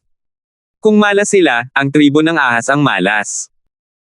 Nang sabihin niyon, hindi napigilan ni na Woking at Terence na makaramdam ng kaunting pagkadismaya. 35 espiritual na prutas. Nang marinig nila ang bilang, napuno ng pananibik ang kanilang mga puso. Ang isang espiritual na prutas ay maaaring magpataas ng primordial spirit level ng isang tao. Kung makukuha nila ang lahat ng 35, ilang antas ang kaya nilang pataasin. Kahit na magkaroon ng resistensya ang isang tao sa bagay na ito kung kakain sila ng sobra, sa dami nito, hindi magiging problema para sa kanila na mag-level up ng 10 o 8 antas. Lalo na si Woking, maging si Terence ay nanginig nang maisip niya ito. Ang dahilan kung bakit bumuti ng husto ang kanyang lakas nitong mga nakaraang taon sa Sky Class Island, bukod sa iba't ibang oportunidad, ay pangunahin dahil sa iba't ibang dekalidad na tableta. Ngayong nasa profound stage na siya, hindi na epektibo ang mga tableta. Kung gusto niyang mag-level up, maaari na lamang siyang umasa sa pagsusumikap at cultivation. Kung gusto niyang mag-level up ng normal, aabutin ito ng kahit ilang taon, dekada, o kahit ilang daang taon. Pero ngayon, isang espiritual na prutas ang biglang lumitaw.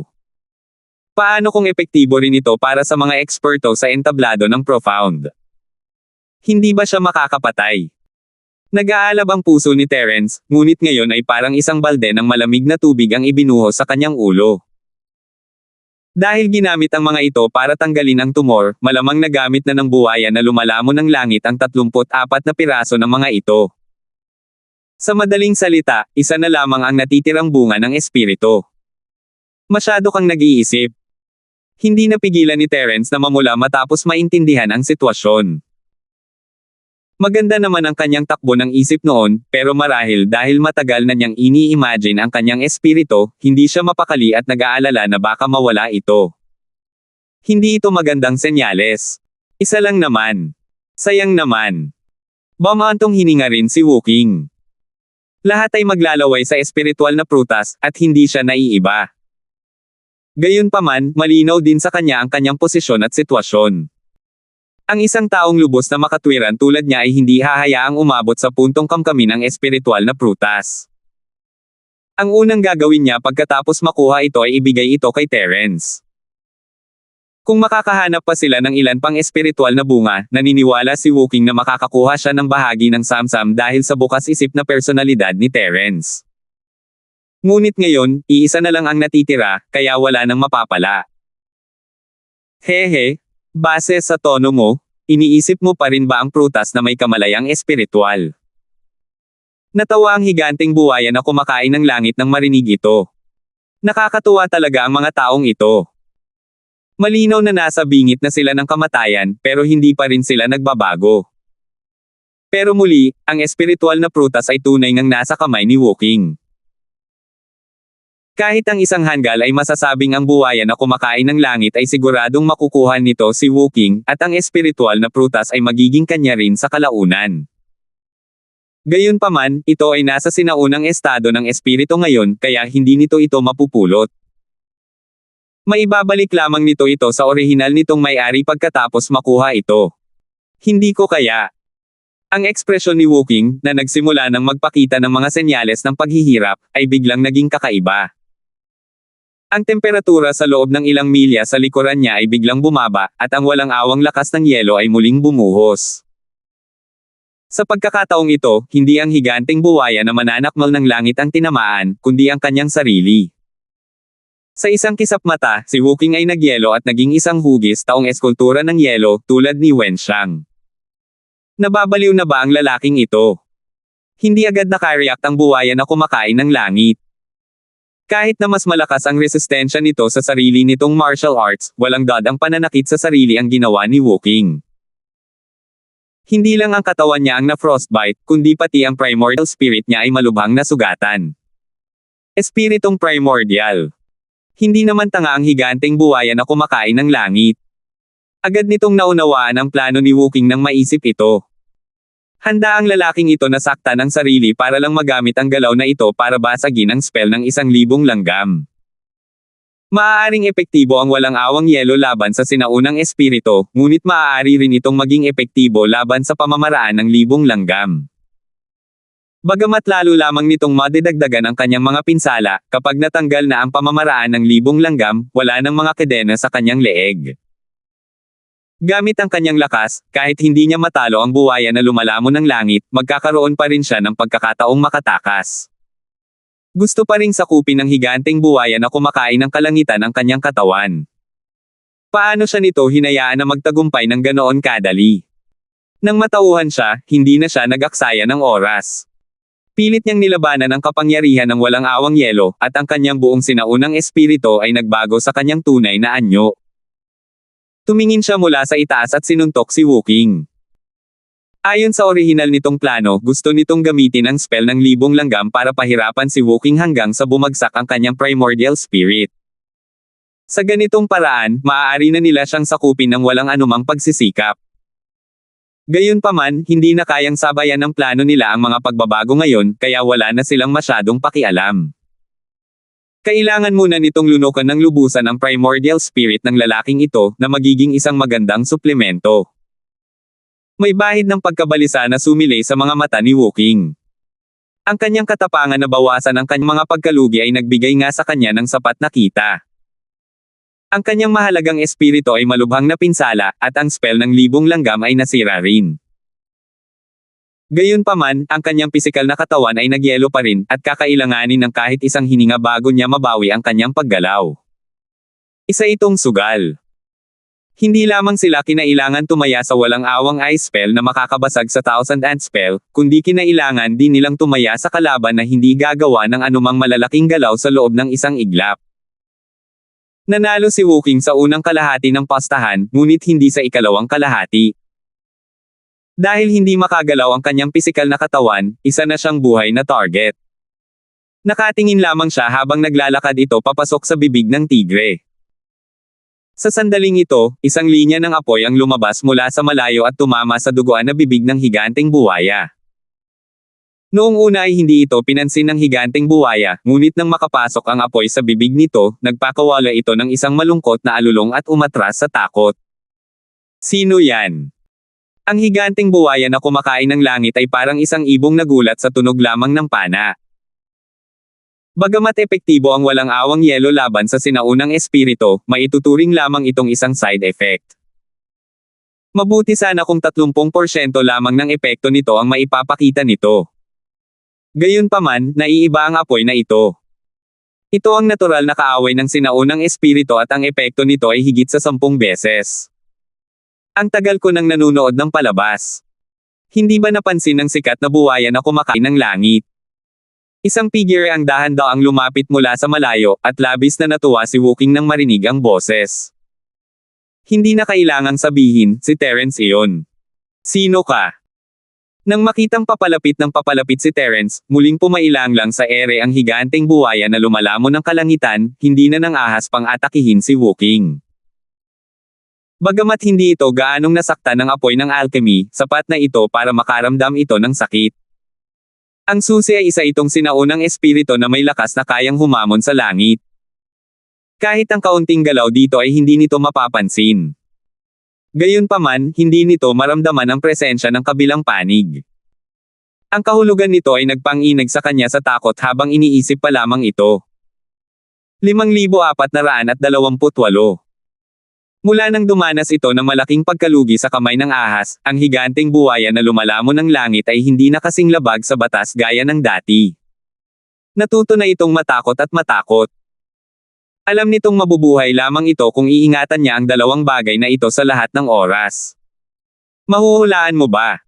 Pilyong sabi ni Terence. Ang buwaya na kumakain ng langit ay nasa tuktok ng food chain sa sinaunang mundo ng pakikipaglaban, ngunit malayo ito sa Sky Class Island. Madali para kay Terence na magtago mula sa kanyang mga pandama bilang isang profound stage essence spirit. Ikaw ang dakilang ahas. Agad na naisip ng higanteng buwaya na kumakain ng kalangitan ang nilalang na nag-iwan ng anino sa puso nito sa buong buhay nito. Ito ang isla ng ahas, at ang pinaka-nakakatakot na nilalang ay natural na ang ahas.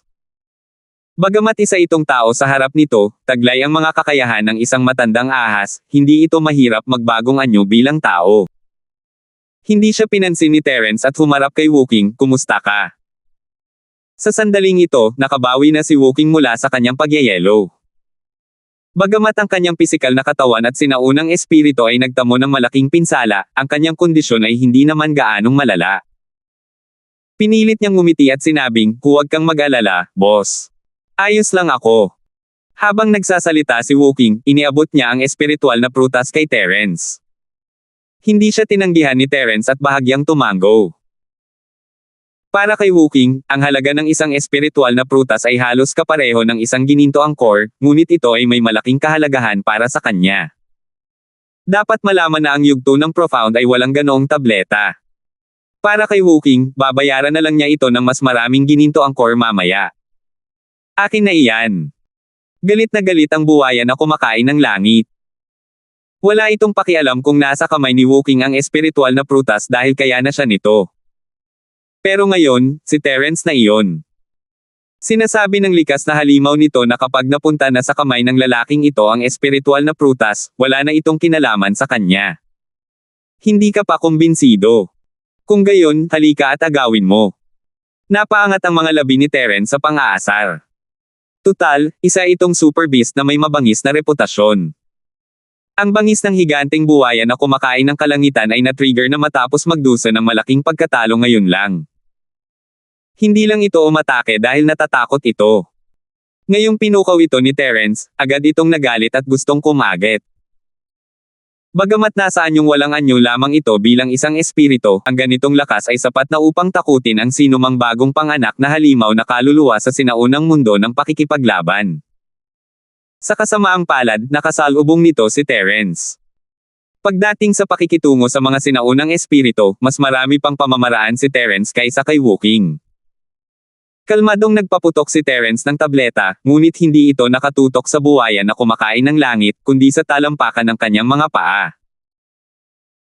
Isang maalab na tunog na nagpamanhid sa eardrums ang umalangaw-ngaw, at isang kumpol ng itim na likido ang lumitaw sa ilalim ng mga paa ni Terence. Nang mas masusing tingnan, tila hindi mabilang na mga bangkay ng kakaibang mga insekto ang nakatago rito, ngunit mabilis silang nasunog at naging abo ng apoy ng alchemy, at walang natira.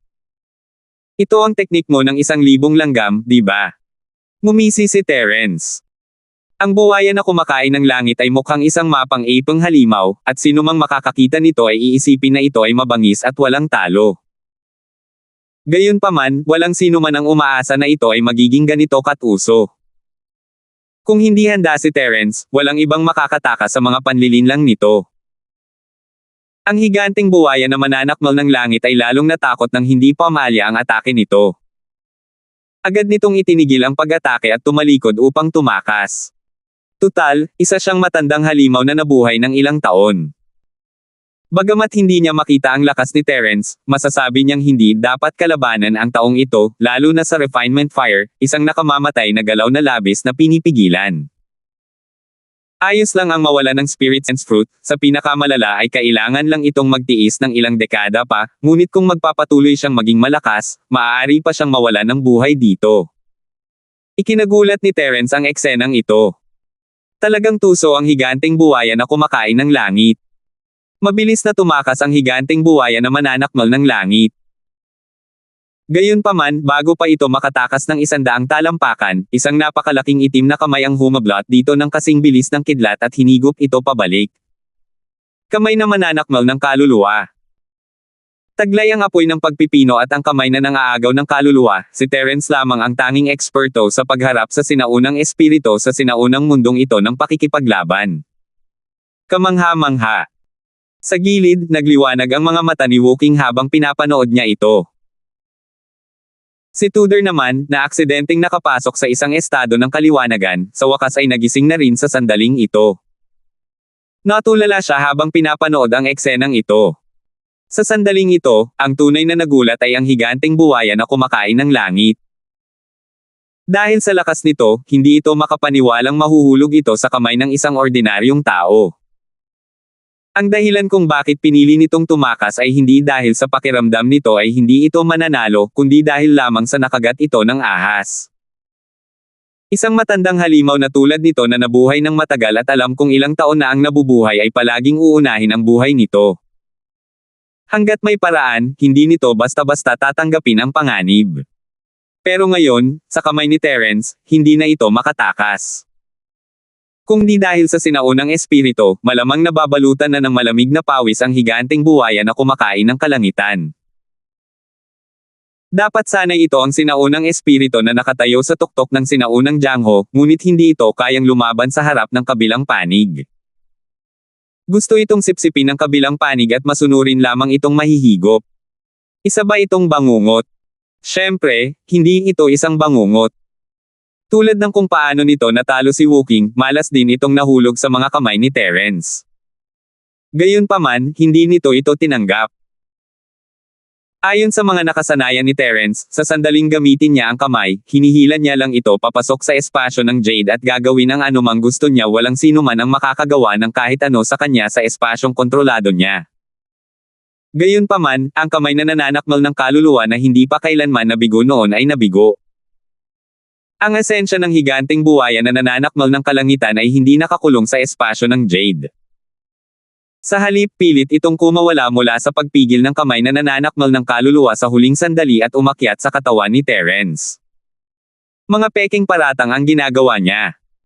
Kahit si Terence ay hindi maiwasang mabigla. Pareho silang nasa Immortal Soul stage, at isang bagong silang na kaluluwa laban sa isang profound. Gaano man katindi ang pagtayo ng higanteng buwaya na kumakain ng langit sa tuktok ng bagong silang na soul stage, mayroon pa ring pagkakaiba sa kalidad.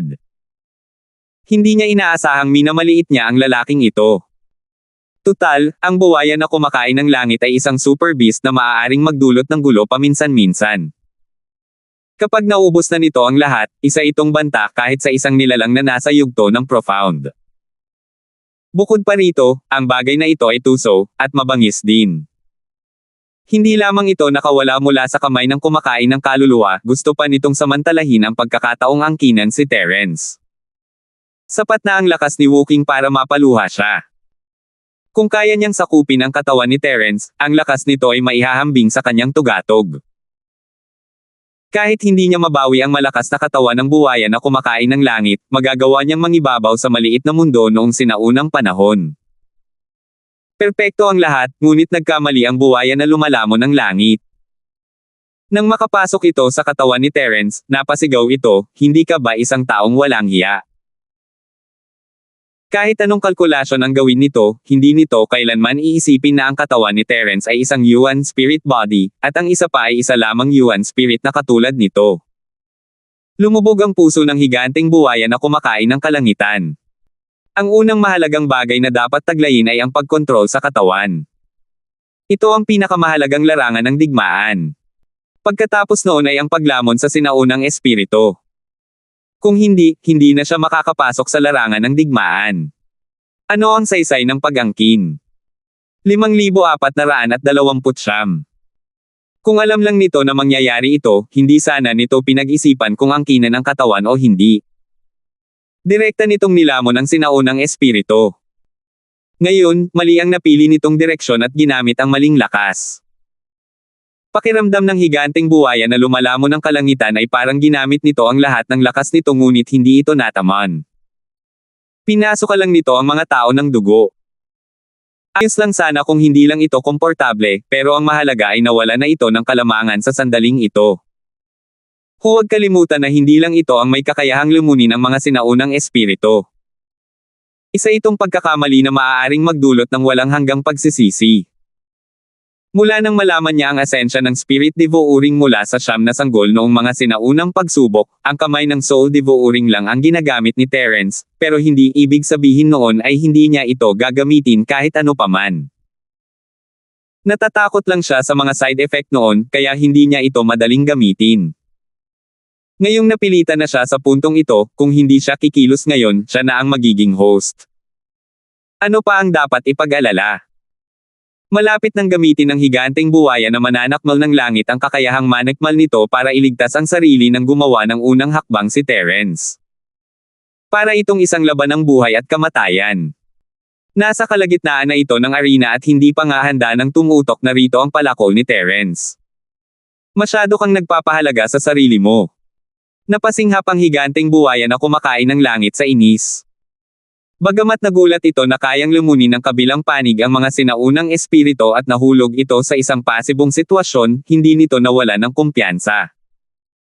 Ang pagiging nananakmal ang natatanging talento nito. Bukod dito, ang sinaunang espiritu nito ay nasa pinakamataas na antas sa maliit at sinaunang mundo ng mga labanan. Sino ang makakalamon sa kabilang panig? Gustong lumunin ng dalawang sinaunang espiritu ang isa't isa. Ito ay isang digmaan na pag-aari ng mga sinaunang espiritu. Gayunpaman, muling nabigla ang higanteng buwaya na lumalamon ng kalangitan. Nabigla ito nang matukasan na ang kakayahan ng kabilang panig na lumalamon ay hindi mas mahina kaysa sa sarili nitong kakayahan. Ang mas pinalaki pa ay ang kabilang panig ay isa palang sinaunang espiritu sa yugto ng Profound. Ito ay isang hatol na kamatayan para sa buwaya na lumalamon ng langit. Hindi lamang ito nawalan ng inisyatiba, kundi ang lakas ng kalaban ay higit pa sa sarili nito. Para itong dalawang hukbo na naglalaban. Sa harap ni Terence, bumagsak ito sa isang dampi lamang ng walang anumang pagtutol. Ang esensya ng buwaya na lumalamon ng kalangitan ay nilamon ni Terence. Hay nako! Nakahinga ng maluwag si Terence. Abot kaya ang resultang ito, pero ito ang unang beses na ginawa niya ito ng totoo. Natutuwa siya na naging maayos ang lahat. Nagpatuloy ang paglamon. Bagamat hindi nakalaban ng buwaya na lumalamon sa kalangitan, nakatadhana na kahit gaano pa ito kahapsay, hindi magiging maikli ang proseso. Tutal, isa itong essence spirit na nasa tugatog ng bagong yugto ng kaluluwa, halos kalahating hakbang patungo sa mistiko na antas. Hindi maliit ang ganitong antas ng kamalayan para kay Terence. Habang nilalamon niya ang espiritu, biglang naging pabago-bago ang aura ni Terence, at ang pagbabago-bago ay lalong lumaki, na parang sesubog na.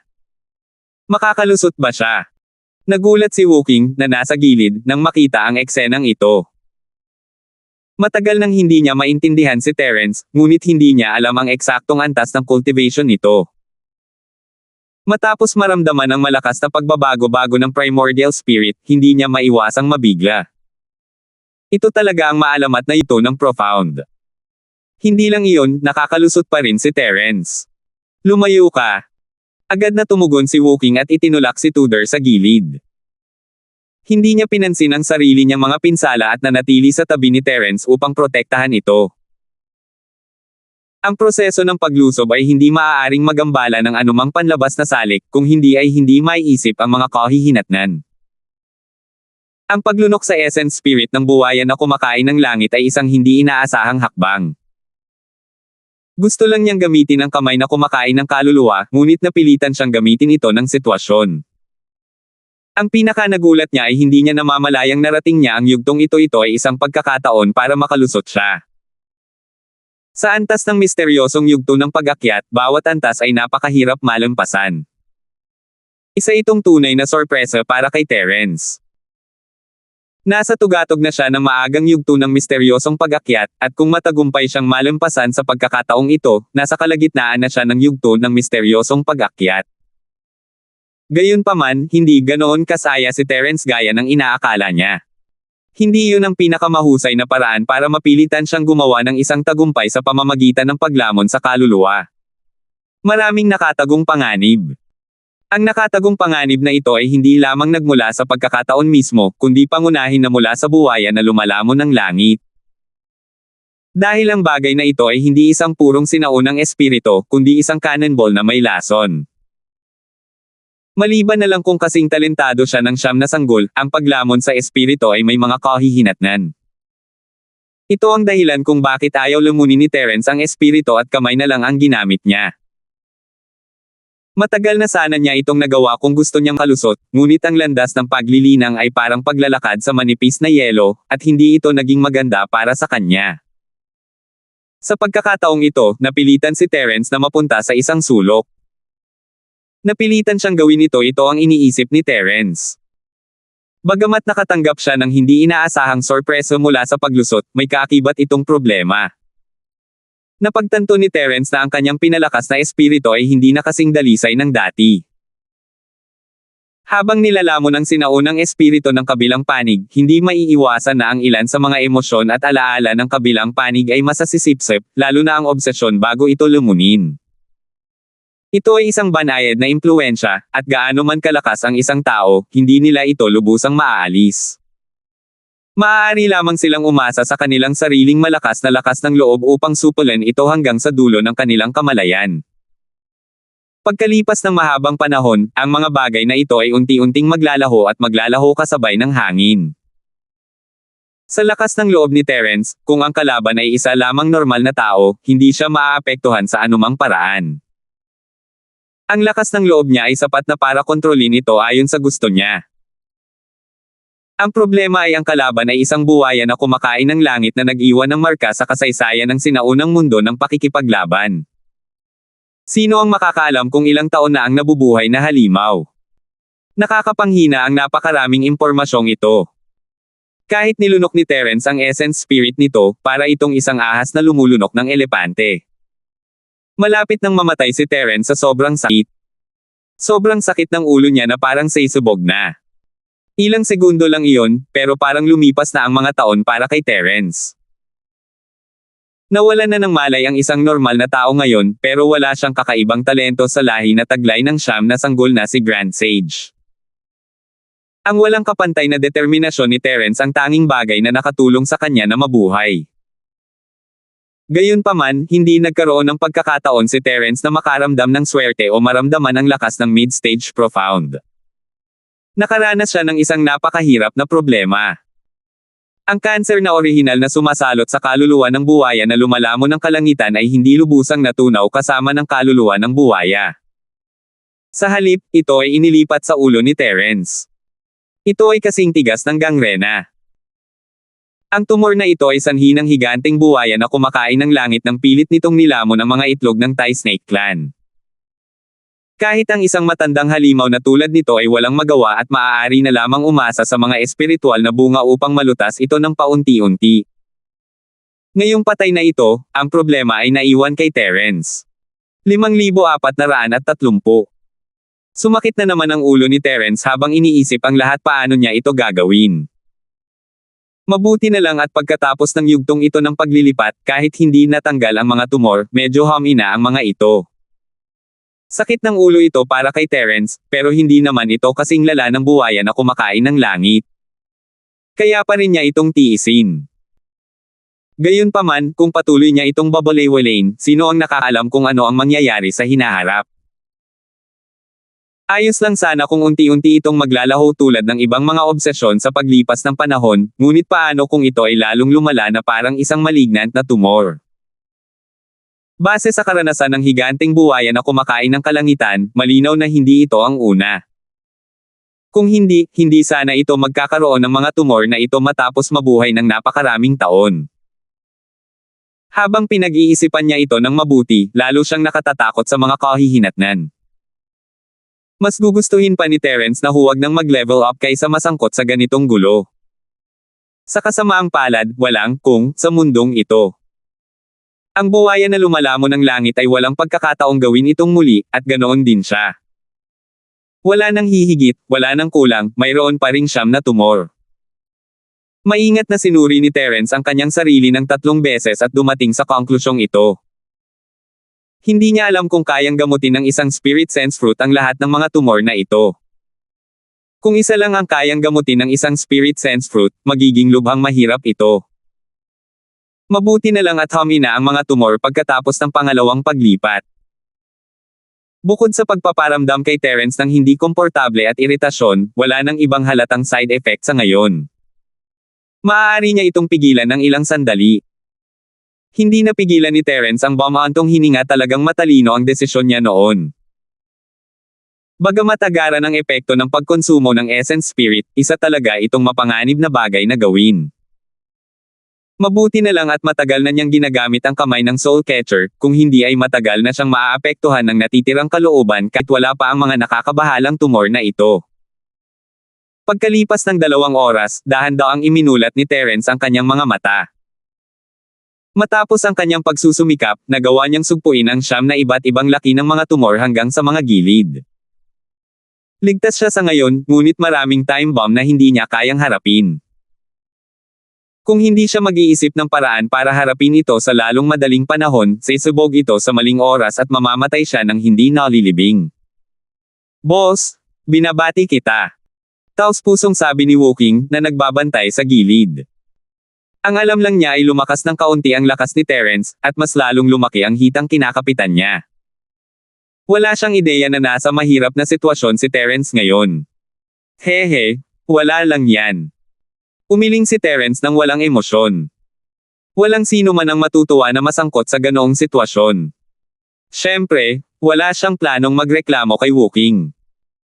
Tutal, kahit sabihin pa niya sa kanya, hindi rin naman siya makakatulong. Kailangan niyang mag-isip ng paraan para sa sarili niya. Mas lalo pang hinangaan ni Woking ang pagganap ni Terence.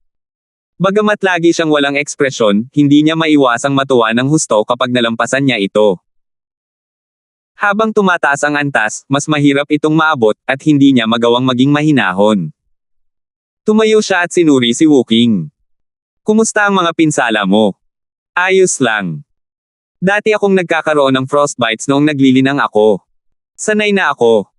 Si Woking ay isang taong lubos na makatuwiran at praktikal, ngunit isa siyang baliw pagdating sa paglilinang. Halos araw-araw ng kanyang pang-araw-araw na paglilinang ay isang hamon sa kanyang mga limitasyon. Nawala na siya ng kontrol sa kanyang kapangyarihang yelo nang hindi bababa sa 800 beses, kung hindi man 1,000 beses. Mas malala ito kaysa sa pagkakataong ito, kaya matagal na siyang nasasanay dito. Hindi pa kasama rito ang kakaibang pangangatawan niya at palagi niyang hinahamon ang kanyang mga limitasyon. Bukod sa iba pang mga bagay, ang kanyang resistensya sa lamig ay talagang walang kapantay kahit si Terence ay hindi maihahambing sa kanya. Oo. Tumanggaw si Terence. Kung dati pa, personal sana niyang susuriin si Woking, pero masyado siyang abala sa kaso ngayon para gawin iyon. Isa pa, nakikita niya na hindi naman talaga malaking problema ang pinsala ni Woking. Malapit ng gumabi sa labas, at kapag tumaas ang tubig, lulubog ang buong kuweba. Hindi magandang manatili pa rito, kaya nagpasya si Terence na umalis agad kasama si Woking. Tungkol naman sa espiritual na prutas, pag-aaralan niya ito pagkalabas niya rito. Sa sandaling ito, si Tudor, na sinigawan ni Woking kanina, ay nag-ipon ng lakas ng loob at lumapit.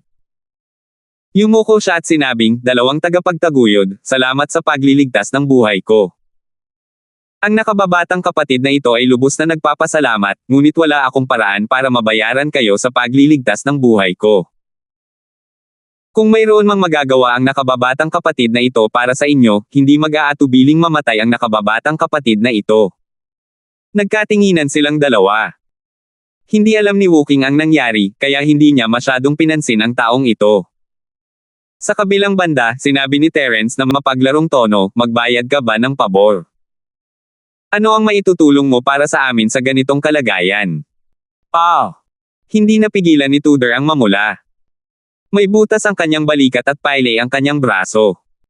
Wala man lang siyang kapangyarihang protektahan ang kanyang sarili, lalo na ang makabawi sa pabor. Sa Isla ng Ahas, ang isang ordinaryong magsasaka sa malaking bilog ng kaharian ng pagtatayo ng pundasyon ay isa ng mahina, hindi pa kasama ang kanyang pinsala sa ganitong antas. Ang kanyang mga salita ngayon ay tunay ng taos-pusong pasasalamat, ngunit kung talagang seryoso ito, ang kanyang sinabi ay kaaya-aya lamang sa pandinig. Habang nalilito pa rin si Tudor, sina Terence at Woking ay naglakad na patungo sa pasukan ng kuweba. Dahil iisa na lamang ang espiritual na prutas dito, wala nang saysay na magtagal pa. Mas mabuting umalis na agad. Tumawa ng mapait si Tudor at mabilis na sumunod sa likuran. Ano man ang plano niyang gawin, kailangan muna niyang lumabas sa kuweba na ito. Hindi nagtagal, nakalabas na silang tatlo sa kuweba at nakaakyat pabalik sa tuktok ng bangin. Ang ganitong bagay ay hindi mahirap para sa sinumang foundation stage master, kung hindi man ay kakailanganin pa ng kaunting pagsisikap. Saan tayo susunod na pupunta? Tanong ni Woking. Pumunta siya rito para lang samahan si Terence. Siyempre, naisip din niya ang mga espiritual na bunga, pero dahil iisa lang ang naroon, wala na siyang pakialam doon.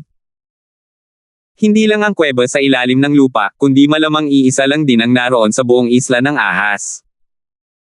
Kung hindi maghihintay doon ang higanteng buwaya na kumakain ng langit. Kung tungkol naman sa ibang mga kayamanan, wala naman talaga siyang pakialam sa mga ito sa antas niya nasa kay Terence ang desisyon kung gugustuhin niya ang mga ito o hindi. Bulong ni Terence sa sarili. Sa kasalukuyan niyang kalagayan, mas makabubuti para sa kanya na maghanap ng lugar para sa closed-door cultivation at pag-aralan kung gaano kalaki ang magagawa ng espiritual na prutas sa siyam na tumor, o kung mayroon pang ibang paraan para gamutin ang mga ito. Gayunpaman, napigilan na niya ang lahat ng ito, kaya hindi na siya nagmamadali. Magpatuloy tayo sa paglalakad at hanapin si Tianyong. Medyo nag-aalala ako sa kanya ngayon, sabi ni Terence. Hindi niya tagasunod si Tianyong, pero magkaibigan sila. Kung hindi dahil sa kanya, hindi sana magkakaroon ng pagkakataon si Terence na makuha ang espiritual na bunga. Kung may nangyari kay Tianyong, hindi niya mabubuhay ang sarili niya. Sige, sabi niya. Natural lang na hindi tot-utol si Woking. Salamat po at sinamahan ninyo ako, ingat lagi mga master.